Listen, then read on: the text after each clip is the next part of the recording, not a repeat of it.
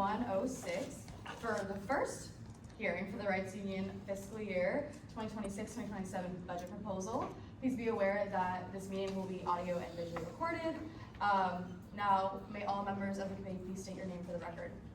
Molly Murphy. Marco Salvador. Braden Vanderbilt. Maya Kila. James Mola. Jocelyn Riley. Anthony Wilson. All right, perfect. We now have established quorum with 7 members present. May all other members of this committee please, or not committee, all members that are not in the committee in this room, please state your name for the record. Tyler Sklar. Jerome Scott, advisor. Nick Sylvester. James Sager, Assistant Vice President, Student Life. Justin Donnelly, advisor.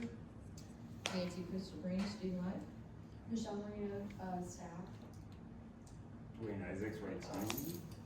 Brian Brasington, Reitz Union. David Lucia, Reitz Union. Tara Seiler, Reitz Union. Gator Bryant, advisor. Drew Baker, advisor. Perfect, thank you so much. Now, Dwayne, for you, I wanted to do a little quick introduction from each of the committee just before you start. Can we get the name and the year and the year of the budget committee for Dwayne before we start? Oh, and your favorite concert. This is an icebreaker. Concert? Wait, you say concert? Yes. Okay, absolutely. Okay, Concert. that's a good one. Sorry. Oh, this is exciting. Okay, I'm Molly Murphy. I'm a rising second year. This is my first summer on the budget committee. And my favorite concert that I've been to is probably NoahCon. Oh. That's cool. Thank you. My name is Marco Salvador. I'm a rising third year. I'm an economics and political science major, and it's also my first summer on the budget committee. Really excited. And I haven't gone to a concert before. What? So I can't say I have a favorite one just yet, but I'll get back to you on that. I'll get back to you on that. My name is Braden Vanderbilt. I'm a rising third year. I'm a business major. This is my first summer on budget. And my favorite concert, I'll just like to do probably Chase Rice. Hi, I'm Maya Kila. I am the chairwoman this year. I'm a rising senior. This is my second year on the budget committee. And my favorite concert, I would say, was The Weeknd. But since you're going to Beyonce, I will say that I did go with my mother and it was wonderful. So I'm really excited for you. Hey y'all, my name is James Wong. I'm a rising third year. This is my first summer on the budget committee. My favorite concert was probably Maureen Wong last year in Tampa. Yeah. Hi, I'm Jocelyn. I'm a rising third year. I'm a finance major, and my favorite concert I've been to is probably Billy Joel, because we had these like terrible seats, and then we walked in, and these people gave us front row seats. So that was kind of Do you all know who Billy Joel is? Yeah. come on now. Alright, hey guys, my name is Anthony. This is, I'm a rising fourth year sports management major. This is my second summer on the budget committee. My favorite concert I've ever been to was Bad Bunny. All right, thank you committee. Thank you Dwayne and Reitz staff for joining us. I'm really excited. We are now in line for the Reitz Union budget proposal for this year. Awesome. Well, welcome and thank you all for having us to share a little bit about our proposal. And we've had a really great year in the Reitz Union. I always like to start with our mission and vision because this is how we operate and how we think about our work.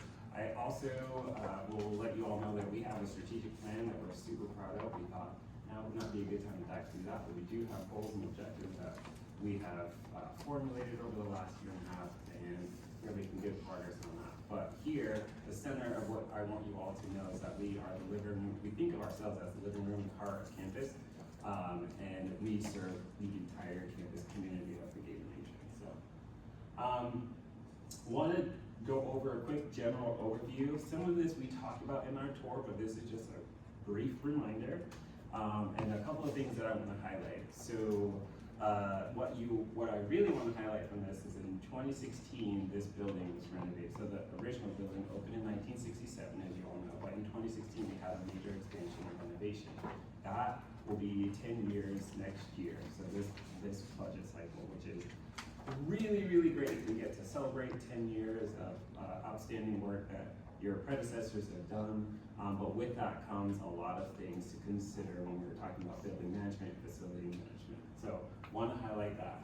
Our square footage, a little under 400,000 square feet. Also our operating hours that you all know. I want to point out the 70 staff member full-time that consists of our housekeepers, custodians, the staff that you see here, and then we have about 180 student employees, which we are very, very proud of. They keep the building running and operating. So we are comprised of 3 units administrative services, event services, and the operations area. We have a plethora of the facilities, dining, operations, retail, all of that, and then we have the student engagement functions that you all are very aware of. So that's just a brief overview of what's in the building. I will tell you a little bit about the year. We've had a lot of new things that you will hear about, a lot of construction, a lot of renovations, a lot of updates, and a lot of forward movement. So we're excited to share what we've been up to. And we started this last year, what we call Reitz Union by the numbers. And this is a strategic effort to collect data, information that helps guide all of the decisions. So every number, every thought that you all see is guided specifically about with assessment in mind and looking at historical numbers and things like that. So we hope you enjoy this by the numbers, and I have my team here. We will hop back and forth and we'll go from there. So I'm gonna start with the most impressive number that we started collecting is our people counter data. So we've had over 3.6 million people come through the doors over the last year in the Reitz Union. Now that is a lot of people. And I'm not sure what other building at UF sees that much foot traffic, maybe the hospital, and then maybe the stadium on game days, but that's a lot of folks. And I want you to hold on to that 3.6 million people in and out. I think maybe 16,000 daily, around there, 15, 16,000 daily of folks coming in and out of the building. Now that is a lot. And I just shared that we are about to turn 10 post-renovation. And so the use of the building continues to climb. If you remember, it was 3.1 million, now we have 3.6 million. That kind of makes sense as we've experienced some enrollment growth, right? Or people are just finding more resources, or we're not sure why more people are coming into the building, but we know that they are, and we can tell you the time of day that they're coming in. So along with that, we know when the peak hours are, and so just before you ask, I can tell you it's between 10 a.m. and 1 p.m. That's when we see the most visitors. And I think is it Wednesday? And Wednesday seems to be a hot day that folks come in here. And so that, I want you to, again, hold on to that 3.6 million and hold on to the use of the building and how much people are walking in and out, because we'll talk about that later. We have a number of events that we have thrown, a lot of programs, over 5,000 people attended those. Pretty proud of the work order number. So it takes a lot to manage this space. So 1,800 work orders. Work orders are what folks in the building submit to our maintenance team. It could be painting, or it could be the arts and crafts center flooding as it happened last night. So that's a lot. And we've had 26 building projects that we have either initiated and we're working on or completed this year. So those are those project renovations. So we've been very, very, very busy. And I'm gonna turn it over to David to talk about Gator Market and the funsies. Yeah, Gator Market is much more fun than the Arts and Crafts Center flooding. So hopefully you all attended the Gator Markets, at least one maybe this past spring. Yes, please nod your head. And you're all going to attend in the fall, correct? Yes. Great, that's good to hear. So as you can see the satisfaction numbers up there, our survey data was great that we got back from our student population. 95% overall satisfaction, 98% future return interest, which that number right there says everything we need to know. This is a popular program. People are excited about it. They enjoy their experience at the market, and they're going to come back. And 95% hours approval, even though we got great positive approval from what we were doing last year at 10 to 2, we are strongly considering extending those hours in the fall, so stay tuned for that. Another one, 55% vendor retention rate. I want to point this out because 55% doesn't seem like a lot, but I like that number because it tells you that we had a lot of vendors returning and we had a lot of new vendors as well. So there's a mix in there for students. The ones that they like to see are coming back. There's also some fresh faces. So we're trying to get a mix in there of repeat as well as new each time. So each market is different. So the Recre Box, I'm sure you've all seen the Recre Box, maybe not used it yet, but it's right down at the stairs here. You can see almost 1,000 users, and the average duration of 1 hour is exactly what we're looking for. The items in that Recre Box are meant for students who are between classes or just taking a break here at the Reitz and they need some recreation with the ping pong paddles and the foosball, chargers, things that they are just needing while they're waiting for whatever they're utilizing Union for. So we're really happy with where we are there. We're always looking to expand our options. We are always looking for student feedback on what they want to see in the Recre Box. But this is something that we're continuing to mold according to what the students are looking for. So I want to highlight that, and again, ask for feedback and input if you have any, and please continue. And you can see the most popular item, the golf putters and the golf balls. I see people using them all the time on the green out there. Our retail sales, we'll talk about this a little bit more in the budget, but the bowling games, almost 35,000. When you consider that the game room is not open every day, that's over 100 games of bowling every day that we are open. And same thing with the billiard hours. When you start to look at that on a day-to-day basis, the game room is very heavily utilized. So it's a very popular destination spot on campus for students. And we really want to keep that running as well as we can. That's why we've invested a lot into that, especially in the last year. Arts and Crafts Center, again, 229 kilns fired. Operational days, that's almost a kiln a day. So very popular space, very proud of the work that they do down there, and get some great feedback from students as well. How many pieces in the kiln? Oh gosh, how many pieces in a kiln? Over 100, depending on the size of the piece. So thousands of pieces created in the past year.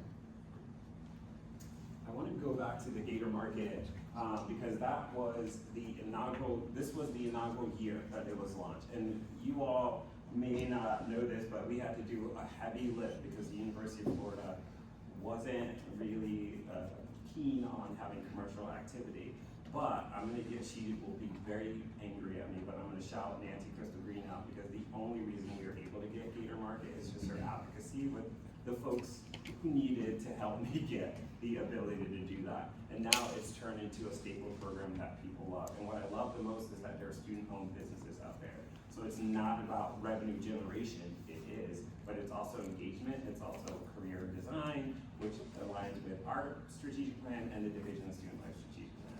And there's nothing greater than seeing a student make their things and sell it and just the joy. So there's a video clip I was gonna show, but I'll show that later, of a student just saying how thankful they were that they have this opportunity to have this program.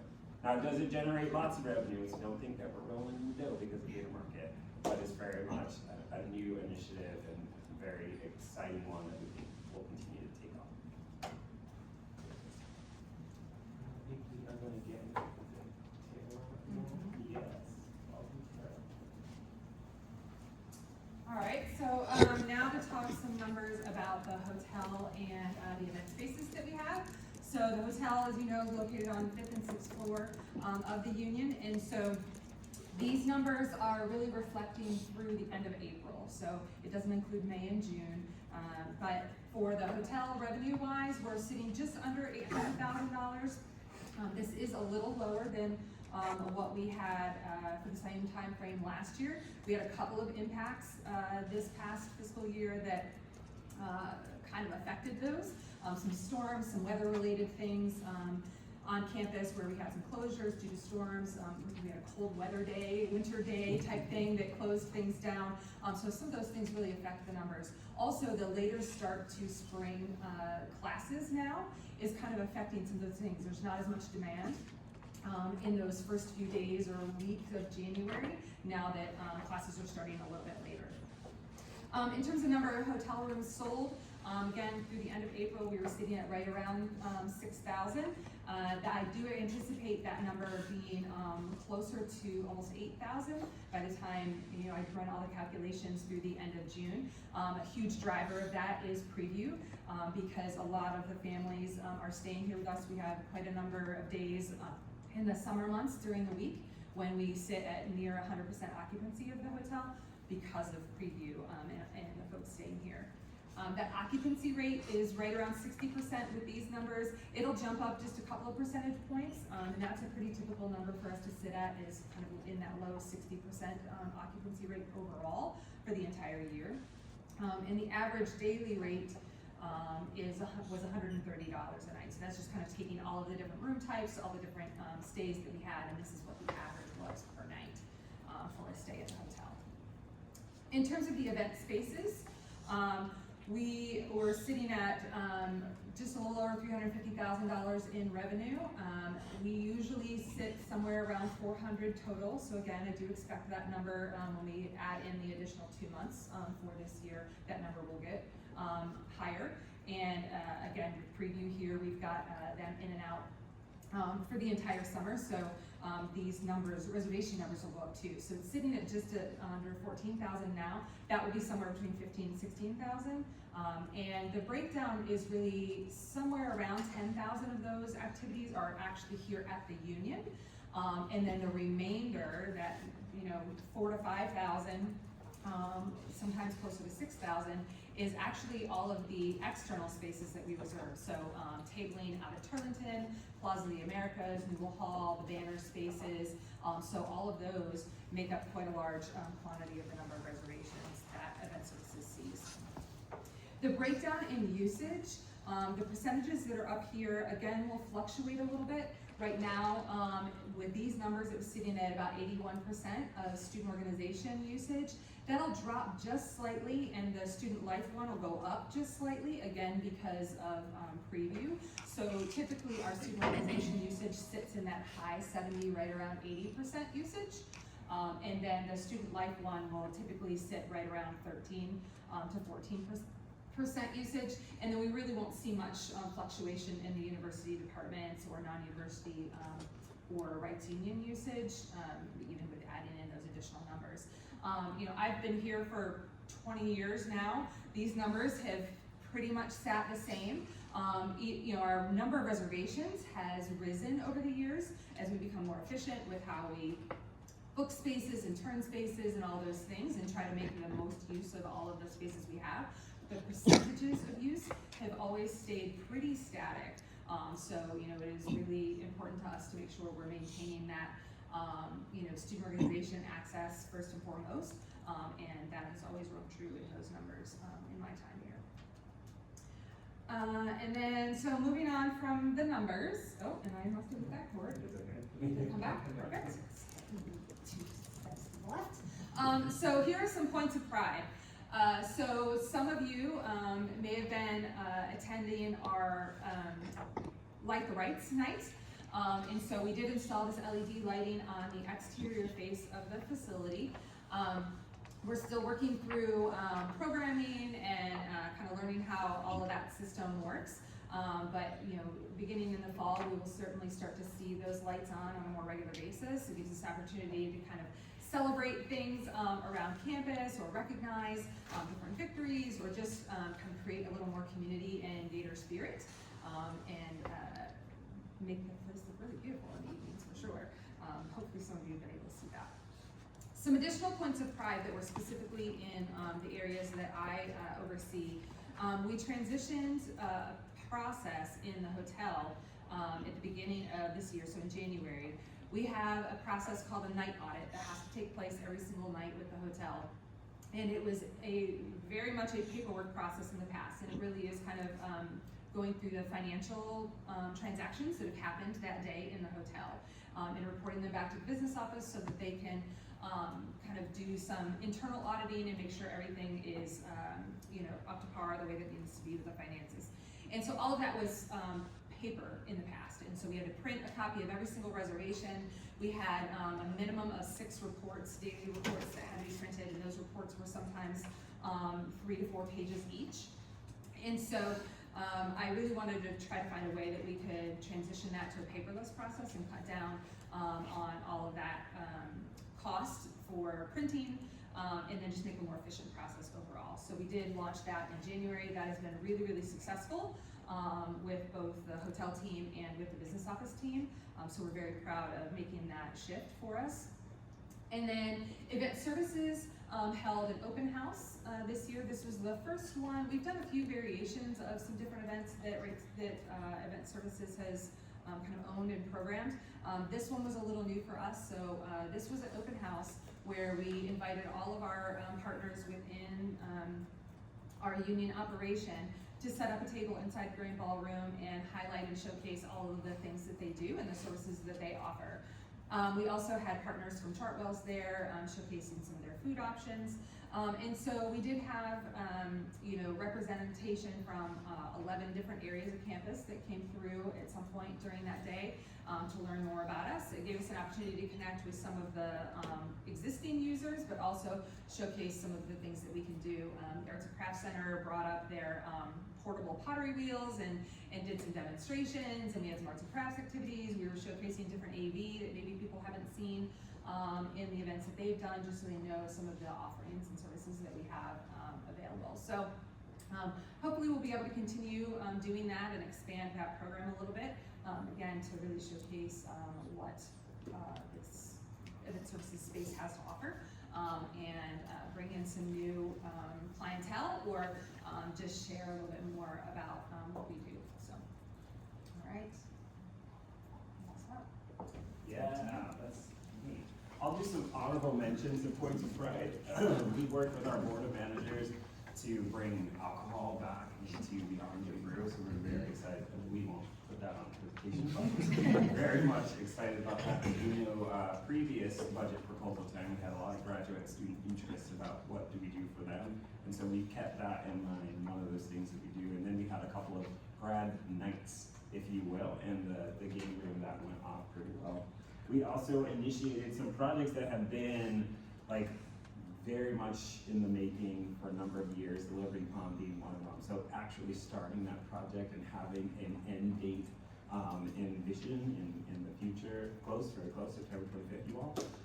That is another huge win for us. So project management, renovation, construction has been another point of pride that we are just very excited to celebrate. So looking ahead, you all know, I hope you know, that we will be opening the Gator Esports Center in a month, 2 months. So that is going to be a game changer for the Reitz Union. And again, that started with student interest and again, our board leadership in helping us to actualize that.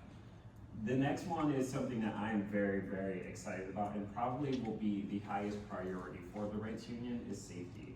So we, a few of us just went to the Florida Union Directors, and the number one conversation that we had was safety and security, given what happened at FSU. So we have been tasked with, and the student life is tasked with ensuring that we are doing a safety audit, if you will, about what is happening in the union. And one of these projects, the access control doors, is to put those on all exterior doors. So the Linnell access is where you don't have to use keys, and we can lock and open the building when we need to. And also lock it down in emergency situations. So we have initiated that project. We are in go, and we are also working very closely with UPD. So very much expect that to transform how we do our operation.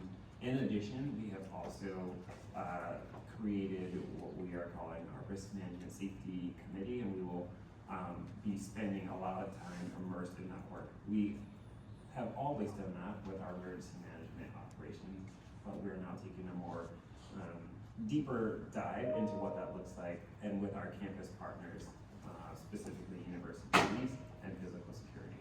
So very excited about that. We have a number of new dining concepts coming. You all see Sonic. Panda is getting a refresh. Glow up. I'm cool.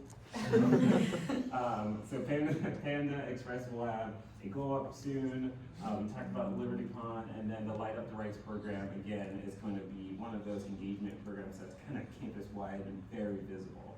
And we want to be able to celebrate those wins. So it's not just football, not just basketball, but any win. And we will already model the request that happens over at Century Tower. So we're not reinventing the wheel right there either. Capital replacement plan, you will hear a lot about that very soon as we go into, when we start talking about reserves. You all have it in your proposal, and we initiated a project in that we conducted a report, if you will. We had consultants come and develop this huge report. David bought it because I wanted you all to see how thick it is. But we'll talk about what that report is and what it told us, and how we now have data about how we can manage the building more effectively. And then academic collaboration. So we are in our strategic plan. It is we just don't want to open up esports, and I use this as an example.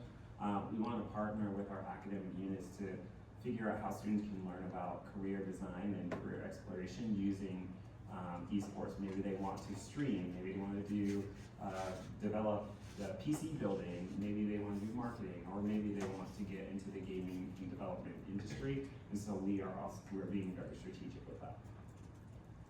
So now the fun stuff. We get to go into the budget. Brian and I will go back and forth talking about the request. So, we're going to show the Reitz Union budget, and what we're gonna see is that there's two components to the budget. The first is activities and service fee. We are asking for $6.267 million. And then the second half of that is money that the Reitz Union generates itself. And so the split is about a 70-30 ANS to, we call it auxiliary or Reitz Union generated money. And that money will further detail where that comes from. You will see on this first screen what the ANS portion of our budget is versus what the total is. I'm not gonna go through each line here, but one high point that I wanna show, ESCO loan payment, and that was, yes, thank you, the ESCO loan was something that we took out on the building during the renovation and construction, approximately 10 years ago. It was a 15-year loan, and it upgraded all of the existing HVAC in the original part of the building that was not touched during the renovation and expansion. There was about $2.2 million that was left on that loan. We were paying a little over $500,000 per year to pay that out. About 5 years left. SG Reserves paid that off here in May, so we are very grateful for that. And that did show a much smaller loss for our upcoming fiscal year than we had presented the year before. So we're very grateful for that. Thank you much. So we're going to get into some line item stuff here. And then get to y'all's questions. Generated revenue. So where do we get our money from? So each of the departments is here. I'm going to point out a couple of them. Event services is one of our larger ones, and that's the event space. You see a pretty good sized jump in 26, 27 from the previous year. Some of this is predicated on increased usage and then also some increases in rental rates. We're not looking at increasing student rates, we're looking at increasing departmental rates, potentially division student life rates, and potentially third-party non-UF affiliated rates. So that is something we're working on today. If those rates do go through, then we would expect to see further increases in revenues. If they don't go through, then that increase won't be as substantial as it is today. Next big number is the hotel.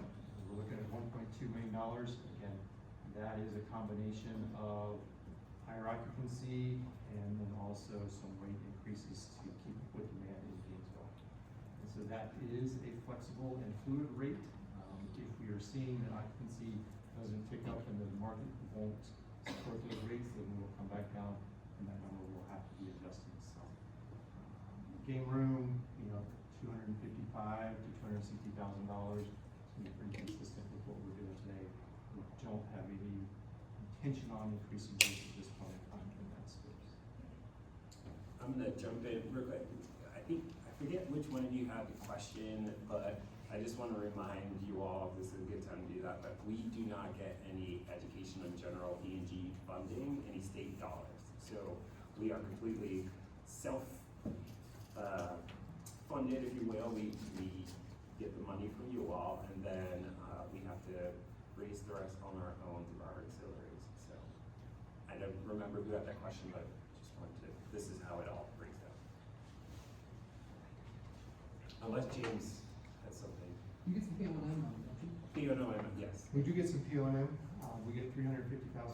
It's called plant operations and maintenance. And during the construction, again, 10 years ago, we did a big study of usage of the building, who uses it, and we determined that there were enough university entities that use the space. We developed a very large complex formula to come up with a percentage of that, and so we do get those state dollars. The original dollar amount was $440,000 actually. We do pay 90 off the top directly to facility services for them to maintain the yards and spaces around the building. This money does not actually come directly to us. We have to send them our expenses and then they reimburse that amount back to us. It is broken into two pieces. There is the plant and PO, plant and operations part of it, which is physical stuff, payroll, buying supplies like mulch, whatever, and then there's a utilities portion of it. We will get all of the allotment for the plant and operations piece. The utilities piece, we don't always get all of it. When they did the calculation for the utilities piece, they assumed utilities on the whole building. However, we do have portions of the building, utilities that are rebuilt. You can see that on the previous slide. Utilities rebilling. So we cannot also ask for utilities rebilling twice. And so we don't quite get that full 350, it's generally in the 300 range because of how they broke those two pieces up. So our largest line item, single line item is payroll and staff. Again, Twain said we've got between 65 and 70 full-time staff people, and there's another 150 to 200 or so student salaries, depending on the time of the year. So we generally budget a 3% increase every year for salaries. There are some years where our number will go up in addition to the 3%, depending on what fringe benefits rates do. And this is one year the fringe benefit percentage rate did increase pretty substantially. Our exempt rate went from 37 to 42%, so a 5% point increase. And then the non-exempt went from 50.6 to 54.2, so a 3.6 percentage point increase. So that certainly impacted the FY25, and then it carries out in FY26. Student payroll is significantly impacted by minimum wage, and we have talked about this over the last couple of years in this committee, and really as a university, minimum wage has continued to increase to $15. We'll hit $14 an hour in September, and then again, the last increase next year, September 26th, to $15. This is quickly approaching what the UF minimum wage is at $15, and so we have a lot of our entry-level staff that are in this 15 to 1550 range, and so there's going to be a big question as to what do we do student staff versus hiring a full-time minimum wage person. We would like to keep students as much as possible, but the economics of it may or may not make sense. After 2026, we'll get into regular wage increases from minimum wage that will be tied to some inflationary set by the state of Florida. So they will certainly continue to go up, but not at the level that we see here. For context, every dollar increase in minimum wage for student staff is about a $70,000 increase to our student staff budget if we keep the numbers the same. Get into some of the individual departments. Our student experiences, arts and crafts, learning experience and game room. The big number here is the game room, and most of that is going to go to fund esports. It's going to be about $140,000 in new recurring costs to the Reitz Union. We had initially had some money built into this fiscal year for esports. Obviously, it didn't come online, so we didn't spend that money, but it will open up here in August, so that will be new recurring costs. Our event services group and productions, spends about $40,000 or so a year, and this is really just to purchase basic supplies, fix things. We're not doing wholesale AV purchasing, we're not replacing all the tables and chairs you see outside. If we need to do those types of things, we will look at the broader budget and see what kind of money we have on hand and make the bigger purchases. If there is a very large purchase, if we're going to redo all the technology and all of the rooms, that would be requested when it comes to the government for an actual reserves and one-time expenditures. In our operational, so this is all of the other departments. Again, escrow loan payment, you see is now 0, wanted to highlight that again. And some of the bigger numbers, housekeeping and maintenance. These are the departments that really keep the building running well and looking very good. We are very proud of the fact that we have the chemist bathrooms on campus. We run through a lot of toilet paper. $3.6 million people come through the building every year. And so it just costs money. These numbers have increased a little bit over the last couple of years as primarily due to inflation. As you all have seen in your own budgets, the cost of everything is more today than it was 2 or 3 years ago. Yeah. The next big number is this overhead assessment, $730,000, and the AMS portion of that is $510,000. This is a tax that is paid, we were paid to the University of Florida, and they charge us 10% of all of our expenses. We are the only ANSP unit that still pays this tax.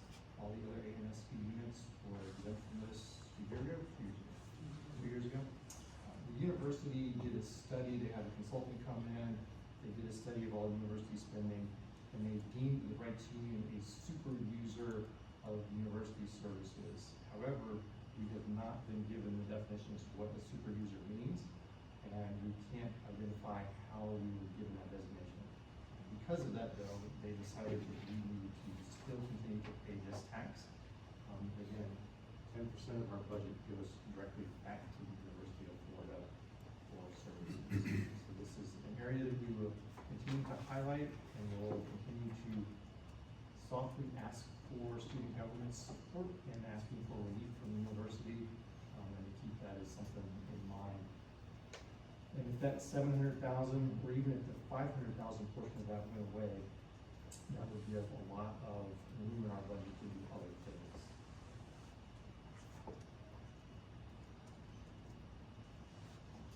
Awesome. That's it. Yeah. So we thought it would be a good idea to talk about, because we get this question of what have we done to help offset the deficit and the burden, if you will. So these are just a couple of things that we will do or plan to do. And I also created a fun little cheat sheet of what we've done over the years. What I realized is that you all have a brief snapshot of this fiscal year. Maybe if you've looked at previous fiscal years, that made it a lot easier. So you all can see what we've done over the years, and that is eliminating full-time positions, changing hours, eliminating housekeeping positions, and all of those things come with an impact. So as we move through the rest of the presentation, I'm going to talk a little bit about our thought process of how we are going to manage deficit or our good budget practices. So reserve funding is one of those things that that goes along with that capital and normal replacement, right?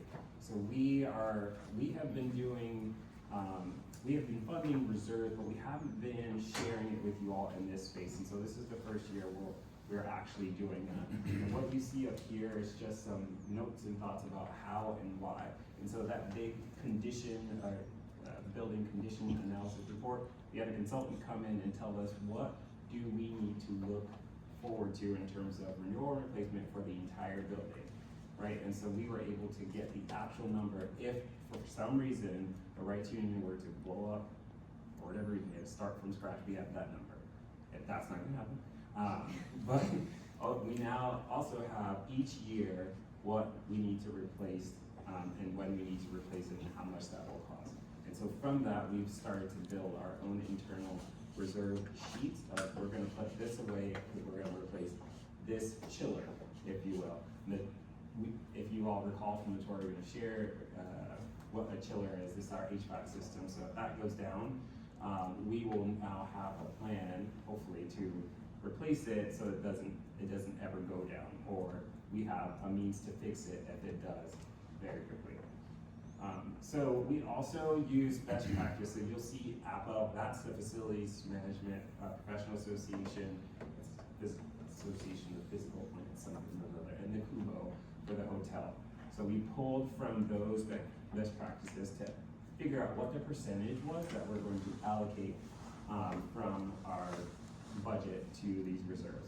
So I know we'll talk more about that, I'm sure you all have questions, but this is just a template for us to figure out how we're gonna do that in the next 5, 10, 15 years.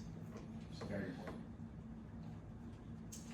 The hotel. So here's the story with the hotel. The hotel has been supporting the Reitz Union operation. So you all know, very separate operation. The hotel generates its own revenue, it has its own operations, but the hotel revenue supports and has been supporting the Reitz Union for a very, very long time. We are in a place where we can no longer do that, and we have been reinvesting hotel revenue back into the hotel. So it is original to the building. We've done some lipstick fixes, if you will. We've put some paint and some, refreshes, a little bit of furniture here and there, but it really needs to get some major things done. So we're talking plumbing, we're talking infrastructure, like those sliders got to go. And so we have got to start to pour back into the hotel. And so now we're going to be taking a percentage of that revenue that it generates and putting that back into the hotel for its own capital renewal replacement. That will probably we'll have a lot of questions on that. Again, that is the best practice from hotel industry, the Kubo, those kind of things. So we allocated a percentage of the operating budget to go back to the hotel operating budget. So this is going to be a little bit of a pivot. We put an additional ask for that 140 that Brian was talking about for the Gator Esports Center. But in the event that we are not able to get that recurring operating dollars, we have another project in mind that we would gladly accept one-time funding for if it were so available. So you all should have a sheet in front of you. I don't know if mine is out. But what Brian was talking about, those event spaces upgrades and changes, our event meeting rooms have had some trouble over the years, and we are looking to, this is something that was already on the radar, but we are looking to upgrade and it's 10 years old, and so it's time to remove those things. And when we're talking about technology and digital and EV and all of that, it's about that time when you really want to, they begin to fail, right? The technology doesn't stay, unless it's Extron, then it'll last forever. But we have a lot of Crestron in the building, and so we're gonna do a lot of work to upgrade and fix and repair. This 250, just keep mindful, will not get everything done, but it'll get the most critical things done. I think you all see the highest priority items on there. That's where we will focus most of our effort. And I'll have Tara fill in any gaps that we have on our cover. Yeah, I mean, I think the handout that Lynn provided gives kind of a snapshot of some of the things. As you said, the extra large meeting rooms, which there are 7 of them, so that's like 2355, 2365, a few of them on ground floor, a few of them on 3rd floor. Those are the most critical ones at this point. Those systems are 10 years old. We absolutely have some of those rooms already failing at this point, and we would like to do some enhancements to them. So not only just replace existing, infrastructure and projectors, but add technology to support hybrid meetings in there. Currently, we have to set up portable equipment to do that, and it's not ideal in terms of the experience that a user gets when we have to do that. And so we would like to permanently install some cameras in those extra large spaces, similar to what's in the Senate chamber, so that it'll better support things like that. So those are our highest priority right now, mostly because of the age of those spaces. There are some others that certainly need, if nothing else, the wiring and control panels to be updated, like the Matthews Suite and the Arredondo Cafe.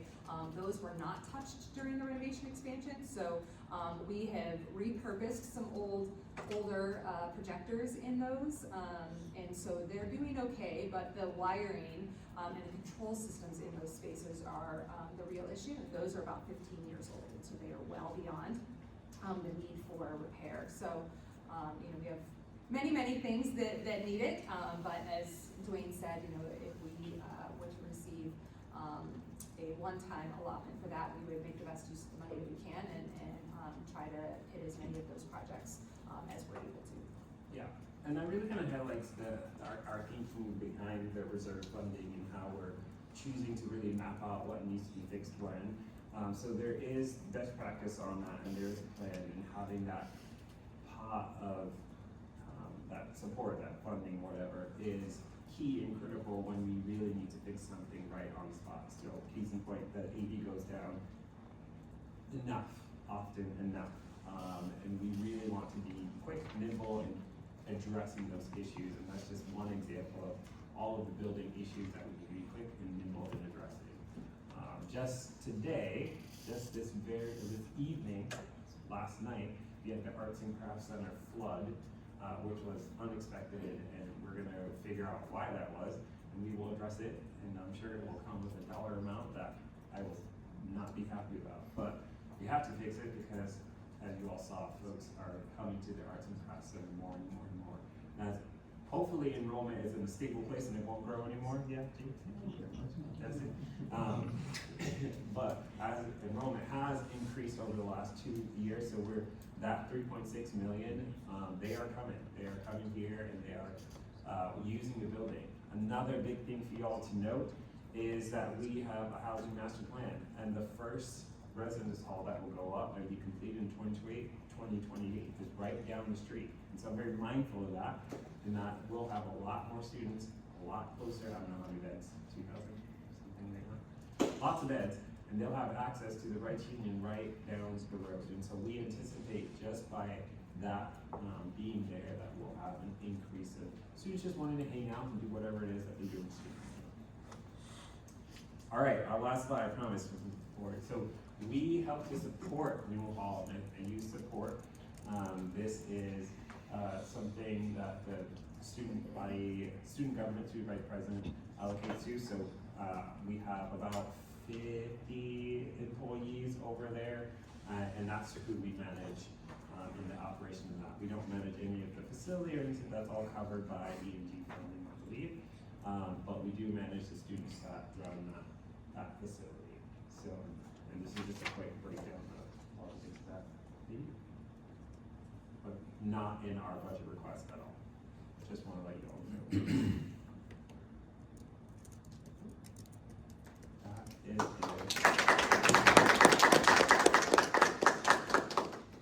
I do have the mitigations cheat sheet, so if that's something that you would love. We can take it. Thank you. All right, thank you, Dwayne, and thank you, Reitz Union staff. That was awesome. We are now in line for 30 minutes of question and discussion with our designated fiscal advisor. So Dwayne, we will start with 30 minutes of questions from the committee. I'll open the floor for questions and discussion. I'm gonna just start it off. Okay, so again, thank you so much. I really appreciate you guys coming in.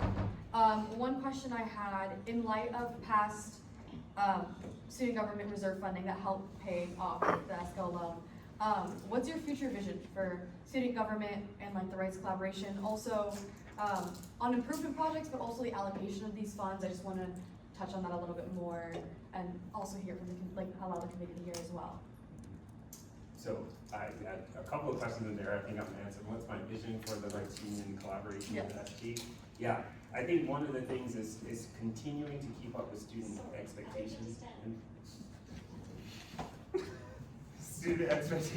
experiences, right?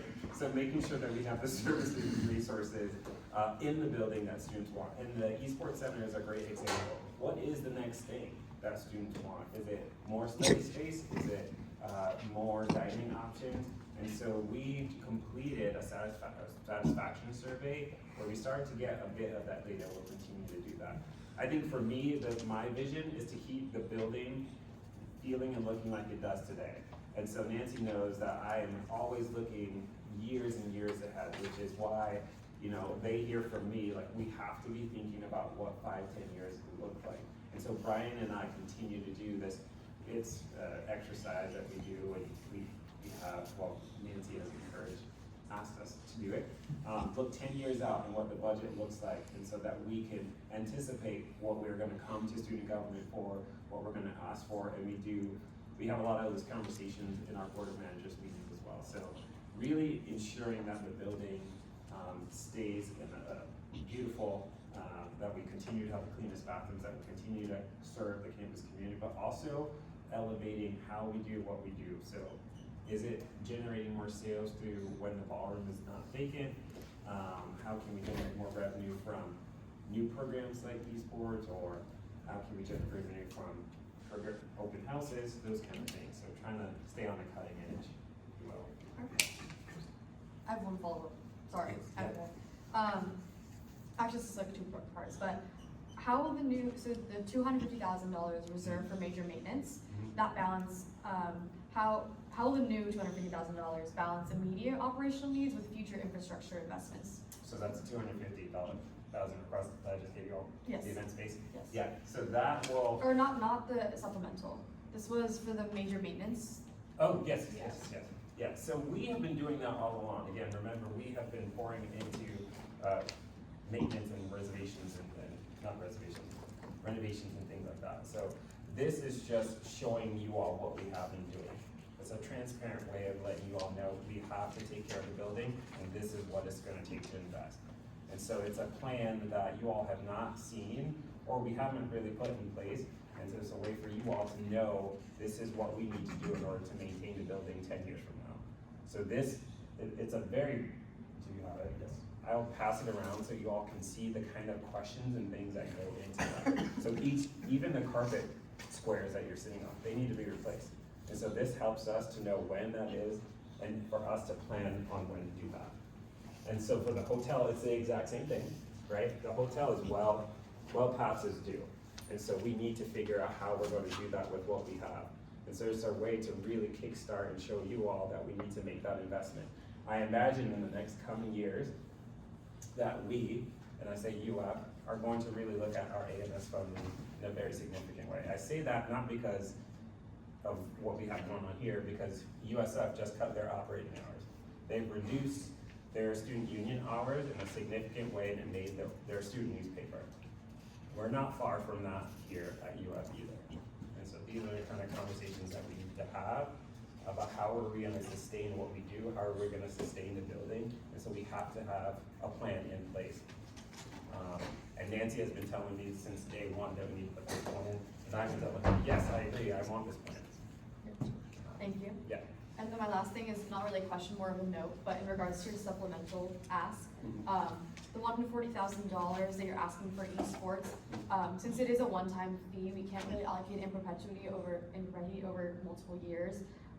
So I am going to shift the focus to the $250,000 ask, since it is a one-time ask and a one-time fee ask. I do appreciate you bringing the sheet for us, because I wanted to see it, but that is what, in regards to the supplemental ask and the supplemental money that we're proposing to the Big Four is for a one-time fee. So we probably should focus to the new supplemental proposal. Yeah, and what we will do is we will, as we have done, and what we were going to do previously, I think you asked that question, what will we do to absorb that cost? Well, something we will figure it out. We will do some of those mitigations that we talked about, but we know esports is very important. And so it may be supplies, it may be we cut, it could be a position, we don't have graduate student positions. We'll need to figure it out to get that 140 into our operating budget. That was a good question. Yeah, so with the ESCO loan paid off, congratulations by the way, would you be able to walk us through where you would reallocate those funds that you would be using for that in the past? Yeah, so just keep in mind that even with the ESCO loan paid off and you're still in a deficit, it just reduces the deficit number. Gotcha. So it would have been $400,000 or $500,000 higher, the deficit, if it were still in there. So we thought about showing you all that, and that the ESCO loan does help significantly, but it doesn't completely remove the problem. Gotcha, thank you. Yeah. You talked about kind of answering a little bit my last question about your costs, kind of trying to look for ways to generate revenue, kind of pay that cost off.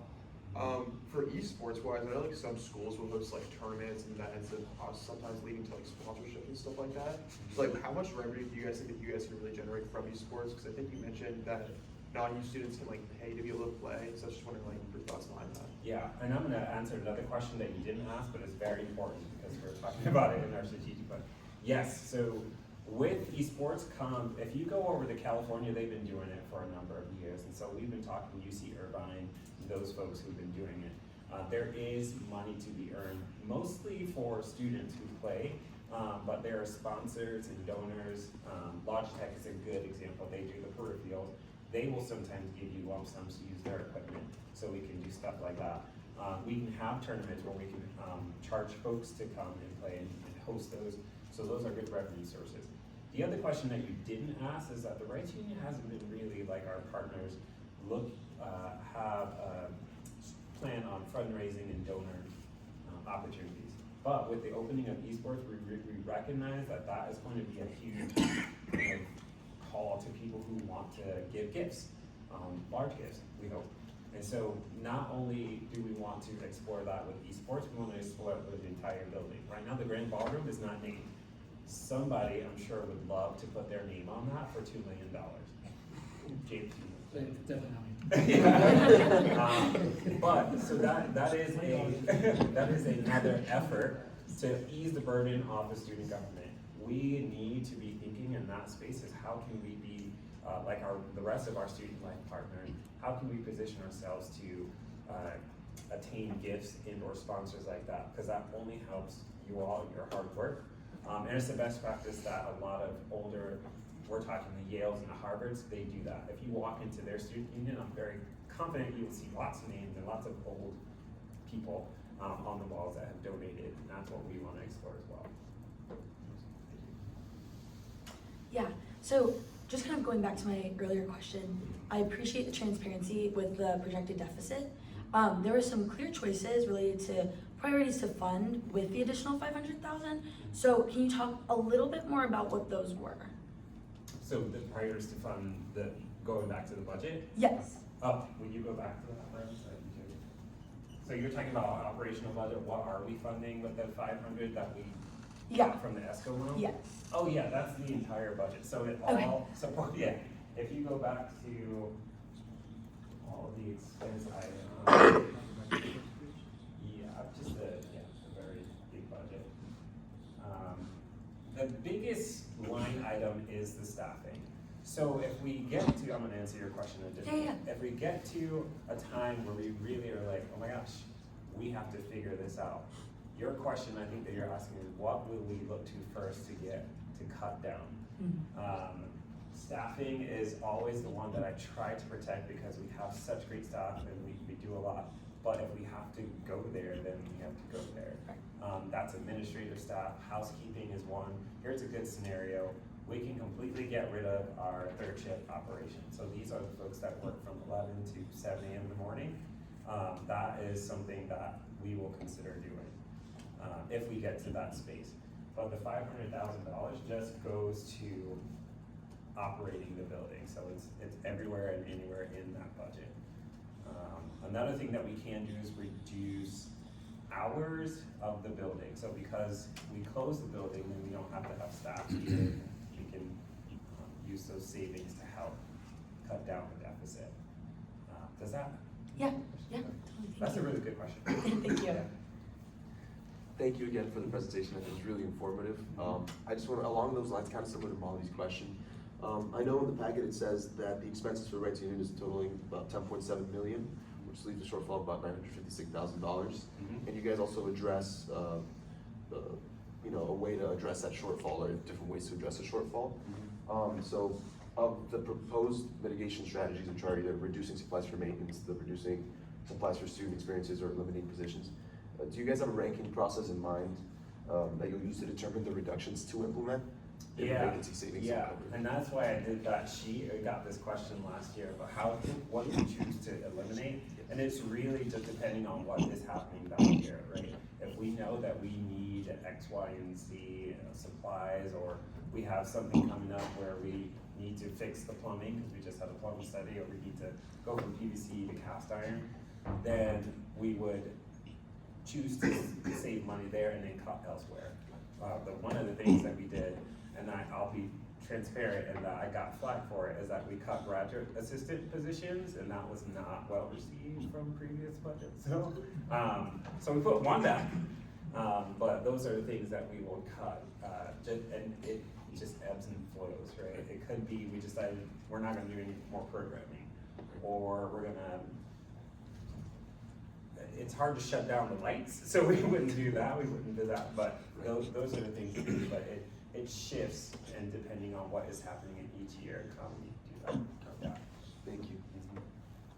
With the expected reductions in services such as like house cleaning and stuff, I remember when we were on the tour that you mentioned that the cleanliness of the bathrooms was one of the highest rated on campus. What are kind of the strategies like moving forward to continue to have that same level of like cleanliness and housekeeping while still reducing the funding? Thanks. Well, you know what, I'll be honest, it'll be much more difficult to do it without staffing, right? And so if I'm getting rid of that third shift, the third shift really takes care of the floors and the things that can't happen when people are here. The second and the first shift really do their best to get into the bathroom. But if we start to reduce those custodial staff, then you'll see that shift. You know, we'll try not to do that as best we can, but just being creative. It's looking at different vendors to get the supplies on a cheaper discount. I'll tell you, one of the service agreement for Res Lawton wasn't fixing our custodial equipment the way we needed to. So we're doing away with them and we're gonna find another one. And so we really get granular into how can we save $1, continue to keep the same services, while also trying to pinch the pennies. So it's very difficult. I don't know if you all have insights on how we manage it. We have 30 custodial employees, and we have right now 3 shifts. And so we spread them out. Some areas of the buildings don't get hit as often, but because we know the bathrooms are a priority, we know $3.6 million visitors come into the building, we direct them to those things. But that means they're not pressure washing, that means they're not getting the cobwebs or anything. So it's a give and take on what you see. I also want to make a comment on the minimum wage increases. Obviously, you guys have no jurisdiction over any of that, but moving up to $15 an hour, you were saying that it's roughly a $70,000 annual increase. Okay. I was curious how you guys are planning on like modifying the current like staffing and hours with that adjustment. Yeah, so student employees are always going to be very important. I think this question comes up and I say the same thing. We will always have student employees.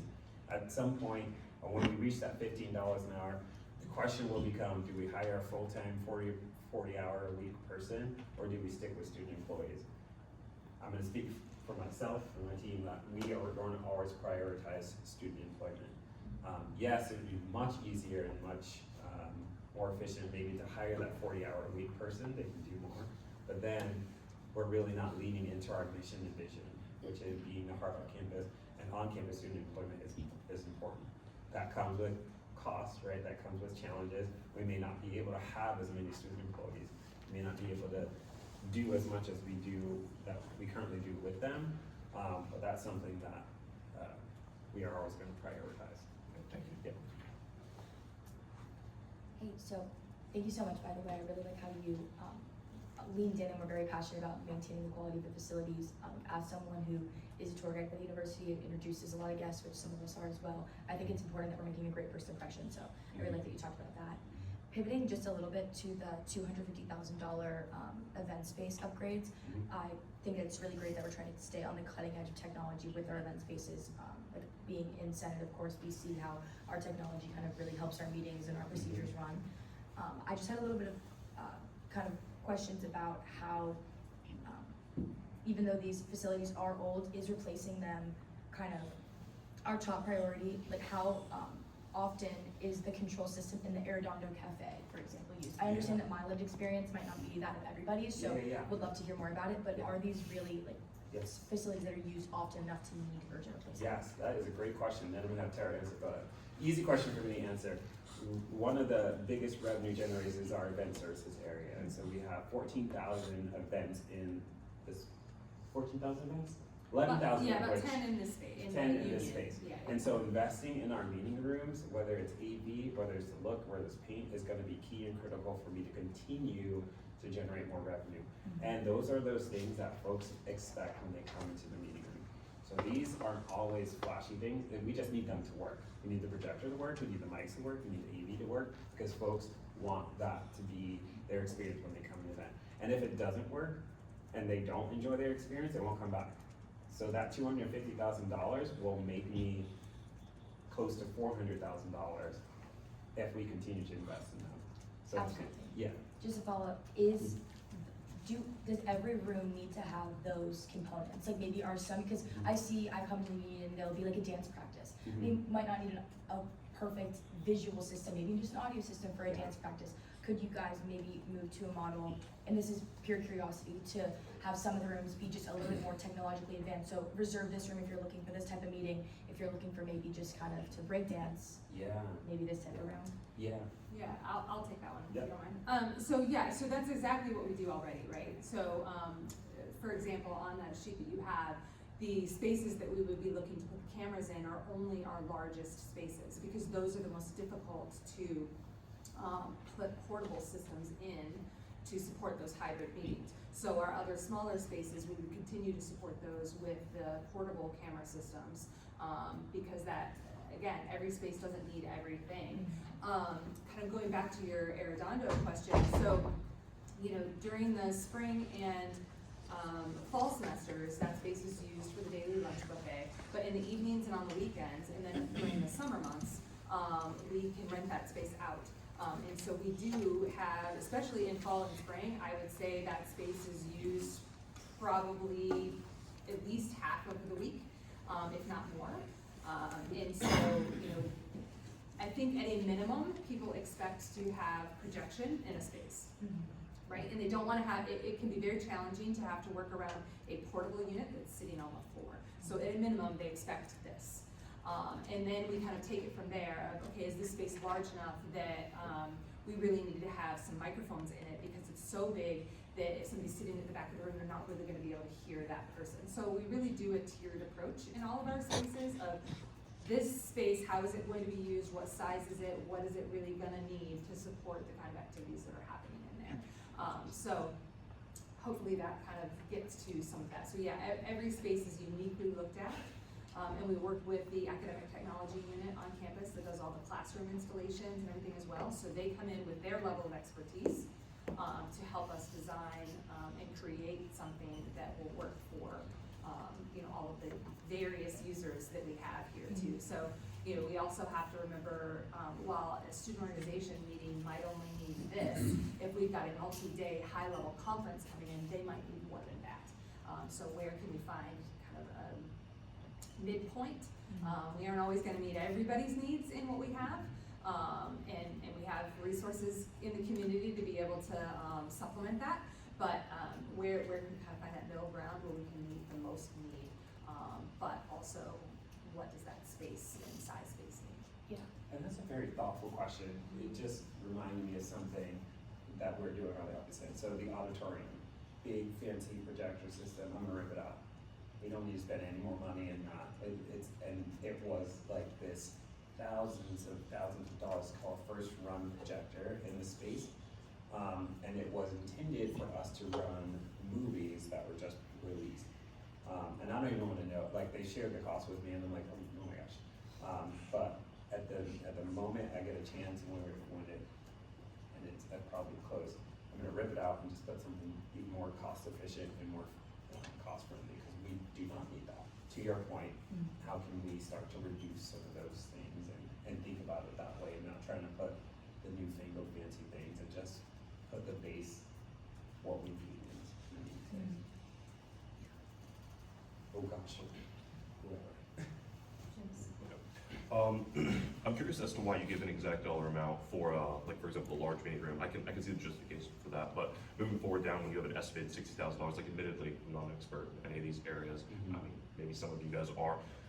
Can we get a further figure on like why, for example, like a modern laser projector, like when I Google what a modern laser projector costs, I get anywhere from like $1,000 to $10,000. I'd be very curious to know like what projector system we're getting, what justifies that over, for example, Yeah, our good friends in academic technology, I don't know why we work with them and they tell us they are gonna get the cheapest thing possible, but the most effective thing.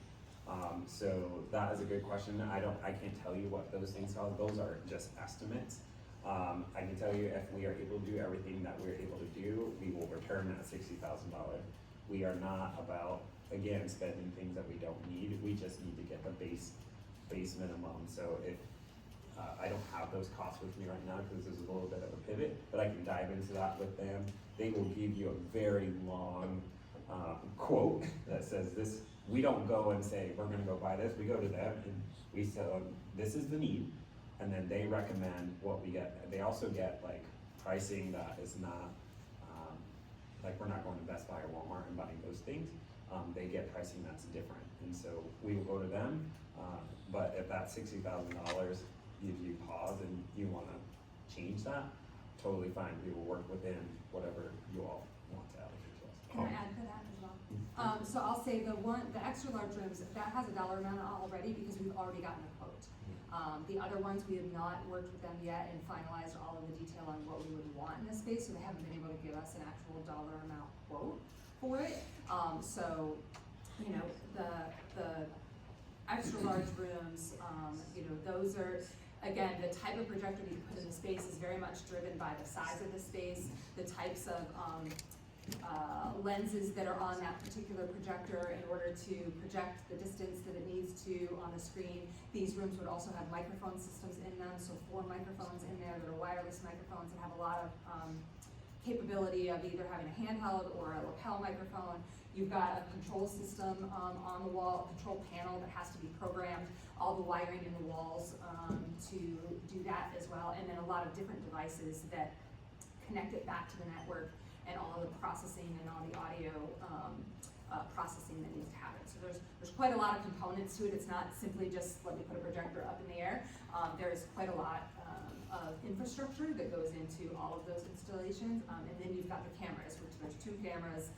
And you know, you've got to have that programming in the system as well to be able to have the different camera views set. And so some of it is going to be their labor and expertise to come in and install all of that, but also all of the programming. So they have staff that have gone through very specific training to be Crestron certified programmers, so that they can do all of that programming for us as well. But the other spaces that are listed on that sheet, we do not have an actual estimate from them yet in terms of all the scope of what we would do. So It'll likely be more than that $60,000 though.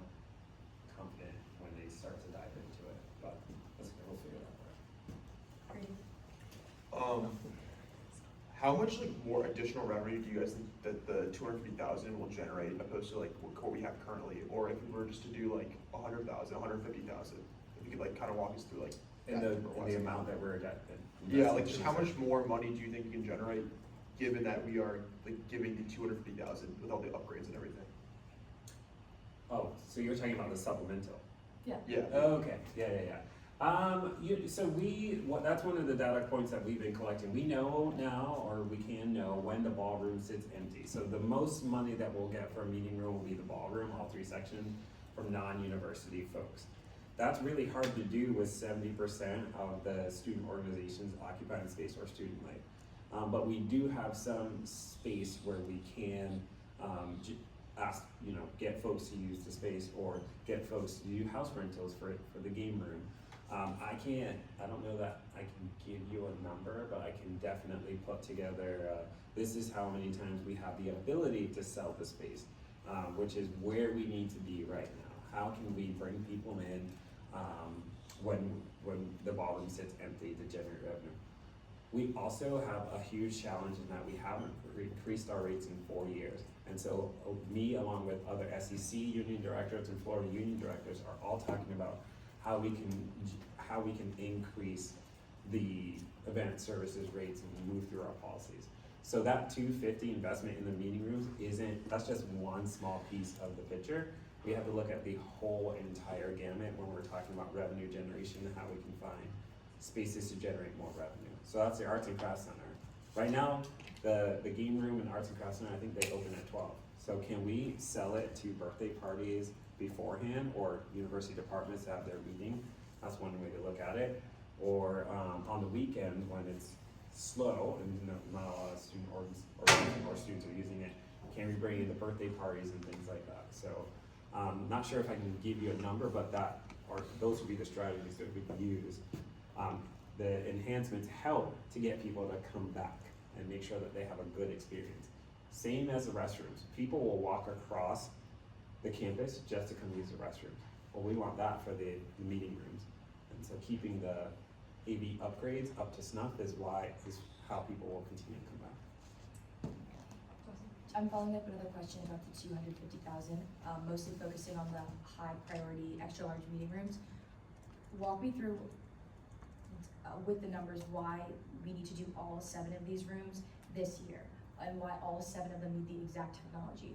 My question being, do all of your events all require the Mac Daddy technology? Are none of them like regular meetings where we're just kind of sitting around together? Do all of them need the audio, the visual, the microphones, everything? Because I think that this is super great and super important, but could we maybe do 4 and then the other 4 rooms be reserved for maybe less technical kind of endeavors? Like, are we having high level conferences in every room all the time? Yeah, I can answer that, but I'll let you go. Yeah, I will say, so let me answer the first part of that. So they don't all necessarily need the same thing, for sure. There is a little bit of necessity to do at least a floor at a time. So the way the spaces were originally designed 10 years ago, the extra large rooms, all of the technology in those, or the brains of those, and all the processing for those were combined into one unit that lives in a central AV closet. And so once I disconnect that, for example, on second floor, 2355 and 2365, they're coupled together in the way that they function. And so once I disassemble that, then neither one of those will work. So I would need to do both of those at the same time. So I would need to do at least per floor. So that would be 3 rooms on ground floor, 2 rooms on second floor, and 2 rooms on third floor.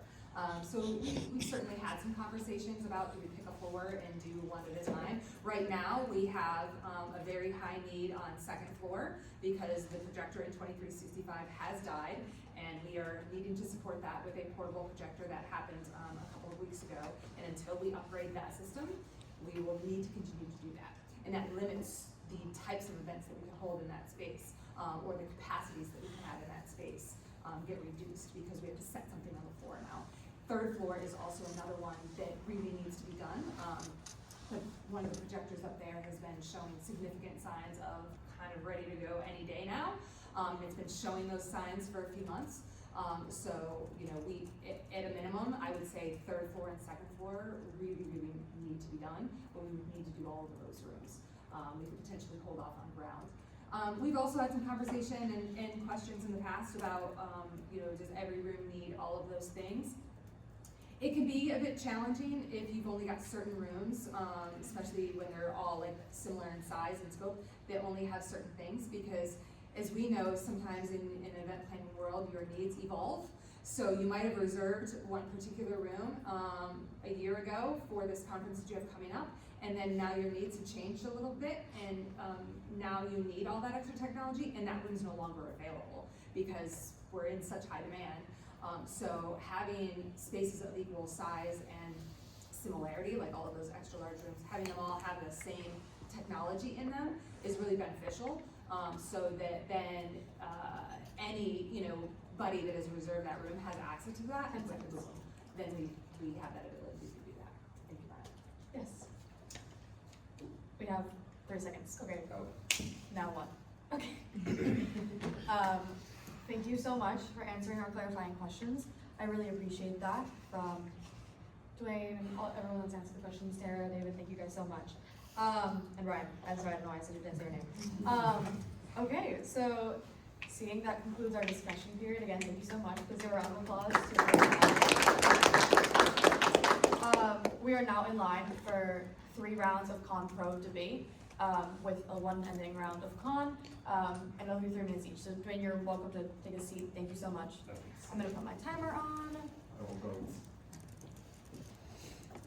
Okay, so committee, I will now start the timer for 3 minutes, starting with 1 round of con, starting now. I think for these extra large event spaces, I totally support, upgrading their technology. I just think that we might be able to move floor by floor and kind of do it in a way that would not be such a shock to our budget. Like maybe we could do third floor first and then second floor. I think this is super important, and as the spaces evolve and the technology increases, maybe we have better technology in a year when we go to upgrade the second floor or do something a little bit different. So I'd love to hear what everybody else in the committee thinks. Yeah, I honestly think that, like Josh was saying, like, definitely work on priority, but even like the priority within your guys' highest priority list, just to like do it like kind of like base by base, line by line thing, and just like even having like hoping that we can maybe have the ability to see it the line by line, opposed to like it's kind of just a grouping up to $190,000. Especially because when I asked about kind of the use case for each room, we just didn't have a ton of info on that. I could understand that they're in demand, but I really wanted to hear a little bit more about like the event types, and I like kind of couldn't really come to a great conclusion on like that aspect of it, because I highlighted like there's the dance things and they don't need certain things, and then we talked about conferences, I get that, but I wanted to know what is the specific type of event that needs all of these things in all 7 of these rooms at once, and I just don't have a ton to work with on that. Yeah, I'm finding it really difficult to justify, especially when I'm not really seeing like direct profit outcomes for like investing into this room. Like for example, like what's to say the investment of like the return on investment for like just doing 3 rooms as opposed to like all 7 of the rooms. Like, and I mean, you have to remember all 75% of the rooms and facilities in the Reitz Union are going to be predominantly student organized. I mean, if even the 13% that is not, and mostly maybe commercial or like university, I couldn't imagine them using all 7 facilities at the same time and giving maybe priority, but like, I just couldn't imagine or like have a scenario where a student organization is going to need the most like up-to-date model, whereas a model like from 10 years ago wouldn't be satisfactory on its own. I definitely agree with Joss on that. Definitely do upgrade is necessary, and doing like maybe a bottom 3 or 4 rooms would be the first priority. Yeah, and you guys are already kind of stratifying by like urgency and kind of, not urgency, but like formality, the types of rooms you rent out. So maybe if we had a conference, we put them in the biggest and best rooms, and if we had a student organization, we put them in the ones with the more basic technology. That could be something we discuss just to, yeah, like kind of stratify like the priority of the different rooms for now. And of course, I'd like to acknowledge, like, of course, in an ideal world, we would have them all have the latest and greatest technology and be cohesive and the same, but I just don't think it's quite as idealistic, especially when we're dealing with $190,000. But I'd like to acknowledge that for kind of like my type A brain and the cleanliness sake, I see you on that. 10 seconds, or actually 5 seconds. All right.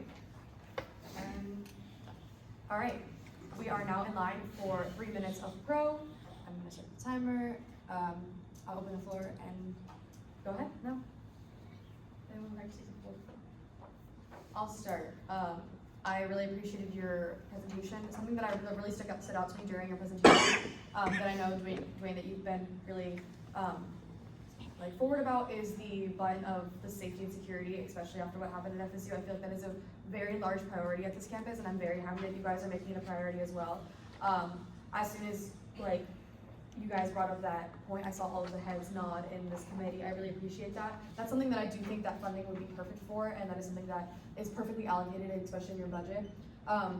Another thing I would like to commend, not condemn. Please, I'm not condemning you. Commend you for is the student engagement in the Reitz, I will say, has been really flourishing, and you guys are doing a great job to continue to make students come, especially with Gator Market. I saw the success this year, and I'm really appreciating all of your ideas that are continuing to make sure that student engagement is one of your priorities, because you also have to look at the hotel, you also have to look at the food court, you also have to look at all these things, but you always keep student engagement as like a front priority, and I commend you for that. So thank you. Yeah. To build off of that, I said it yesterday, and I'm happy to say it again today. I'm really glad the way that you really put your focus on the students throughout this budget, whether it's safety, whether it's just engagement, and whether it's just student salaries. I love to see that there's a very heavy student focus throughout the entire budget. Yeah, so I work on campus as well. I work in the provost office, and a part of what really brought me peace of mind, I work in Tiger, coming into that job after the FSU incident, because I really started very close after that, was the fact that under our desks, we all have these like buttons that have a direct line to the police officers. That I didn't know that I needed that peace of mind before I had it, and so seeing that you guys are, not that that's exactly what you're doing, but the doors locking, things like that we also have in Tiger. I love to see that you guys are putting the emphasis on that, because it's so easy to just sweep under the rug, but as evidence, I just love that you're putting emphasis there. Yeah, I wanted to speak really positively, really quickly about the thoughts of the commercializing. Obviously, there is noticing the 300,000 shortfall to now like nearly $1 million shortfall.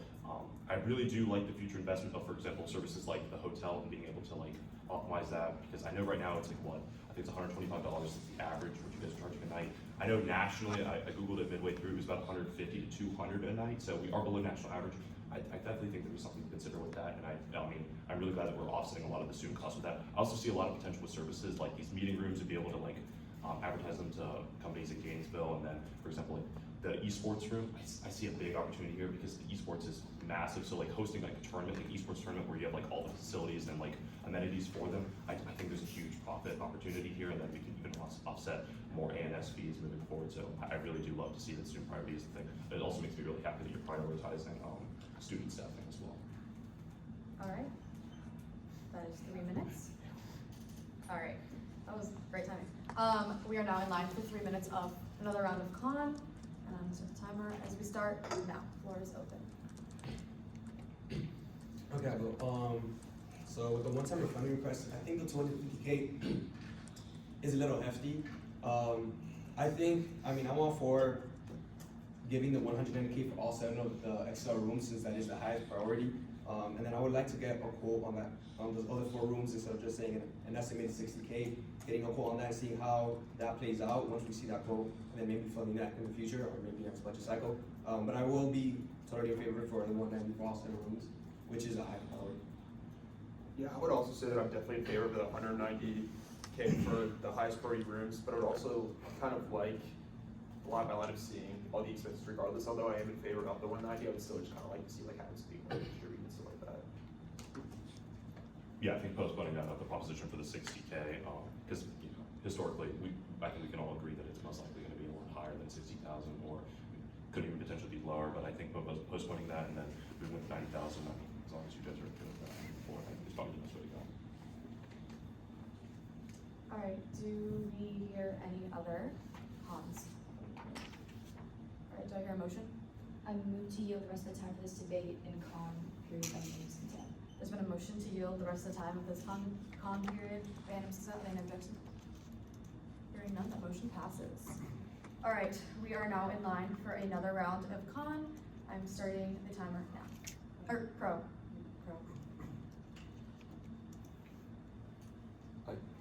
Go ahead. Quickly, nothing that the committee hasn't already expressed, but the common sentiment here is that we're all very appreciative of the time you've taken to talk to us. I also want to touch on the Gator Esports Center that we also were able to see on the tour. An in-depth look that I didn't expect we were going to get to look, that we're going to get to see. It's extremely exciting to see the initiatives you guys are putting in place, and the fact that you guys really do gauge student interests and trends at the moment to try to reflect, I think, what students and pretty much the national sentiment of what's popular at the moment is. Just speaks a lot about the way you guys work and the way you guys move forward with planning and initiatives.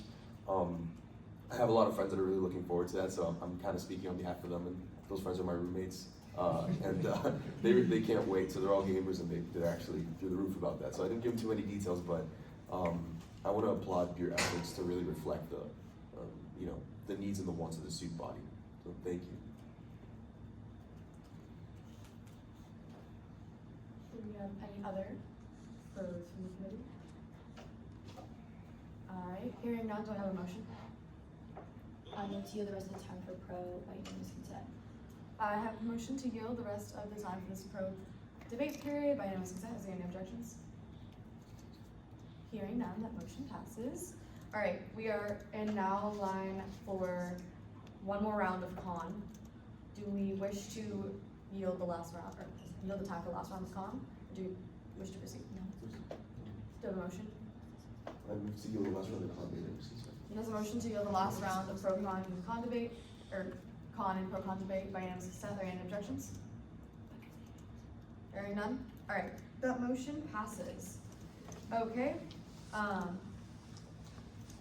We are now in line for time to look at the budget. I want to give the committee time, just like a minute or so, to look over the budget before we are now in line for a vote. So please feel free to look over the numbers that we have in the booklet.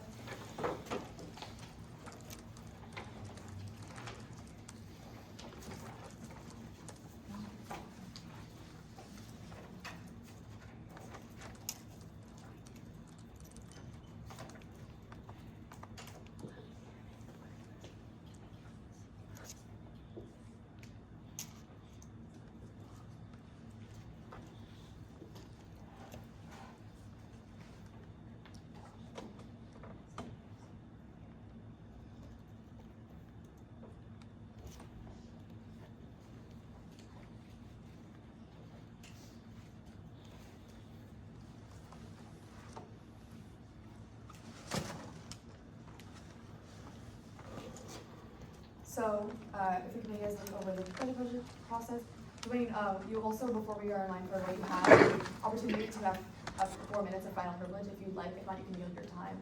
It just lasts 4 minutes to speak on anything you've heard. Sure. You know, I love a good time.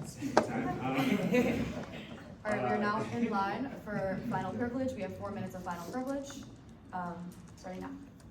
Yeah, well, I just wanted to say thank you. I think this is one of the best. I have fun with you all, and I really appreciate your thoughtful, very, very thoughtful and thorough questions. And I also want to offer, if there's any follow-up meetings, things like that, we're happy to dive into and answer you all any additional questions that you might have. Yeah. We're also very excited about esports. My goal is to get Nancy to play a game with me, so if you all can assist in that, that would be great. We'll make a motion. It's on the record. Miss Pat Heather? Do you yield those to your time? Yes, I do. Okay, perfect. All right, we are now in line for a vote. Do I hear any motions from the committee?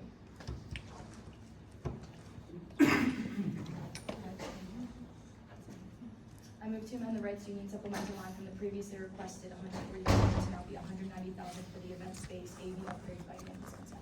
There's been a motion to amend the supplemental ask from 140,000 to 190,000, or not 140, well, the original 140,000, but to 190,000 for the event space AV upgrades by unanimous consent. Are there any objections to the amendment? I move to, No objections, okay. Hearing no objections, that motion's passed and that amendment has been adopted. Are there any other motions? I move to advance the Reitz Union request to second hearings in the amount of $6,267,552 by unanimous consent. All right, there's been a motion to advance the Reitz Union budget request for the fiscal year of 26-27 of $6 million, or $6,267,552 by unanimous consent. Is there any objections? Advance to second hearing, is there any objections? Hearing none, that motion passes. Hearing no other motions, because those are the two numbers that you have requested, I really appreciate you guys coming. But seeing none, we now adjourn this meeting at 10:33 a.m. on July 1st, 2025, and Reitz Room 2106. That's all. Thank you guys so much. I really appreciate it.